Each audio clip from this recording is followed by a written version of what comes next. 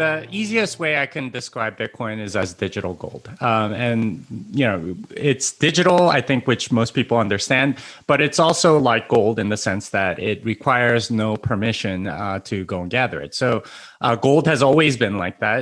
If you own some land, you can go dig in your backyard or whatever to go search for gold. That is everyone's right to do. You don't need permission from anybody.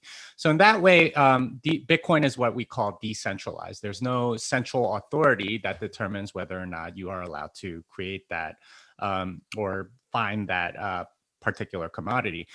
This is unlike the US dollar, for example, which is centrally controlled. If I try to produce a $100 bill and manage to make it look very realistic, I would get arrested by the Secret Service because the production of US dollars is controlled by, well, at least the physical notes by the Treasury, but really most of it by the Federal Reserve.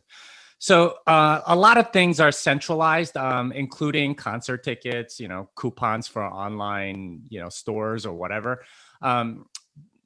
What's unique about Bitcoin is that it's digital and decentralized. And this usually blows people's minds. And honestly, most of us in the computer science field didn't think that that was actually possible until Satoshi Nakamoto showed that it could in 2008. And that was a big breakthrough in Bitcoin was the fact that it was both decentralized and digital. That is, it had no central authority, but it was also digital. When most people think of digital things, they think like MP3 files or web pages or ebooks or something like that, something that can essentially be infinitely copied with perfect fidelity.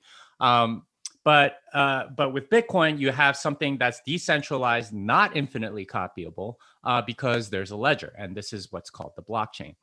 And that blockchain holds essentially every transaction that's ever been done on Bitcoin. It's not very different than, say, the ledger at your bank, which gives you, for them has the record of every single transaction that's ever been done by the customers of that bank. Except that blockchain is completely distributed. Everyone that runs the software can check exactly that the ledger balances, for example, that no one's overspending, that no one's overdrafting, that the rules of the ledger are being kept up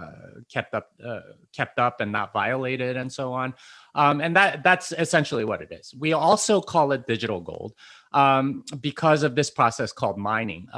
With gold, I'm told that you need to scour something like 40 tons of dirt and rock before you find about 1 ounce of gold. A lot of dirt and rock that you have to process, use chemicals on before you find that 1 ounce of gold.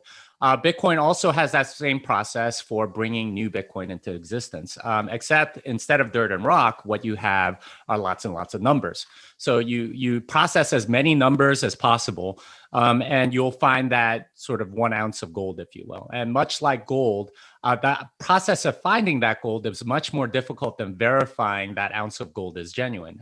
The chemical test is much cheaper than actually digging up an ounce of gold in the ground.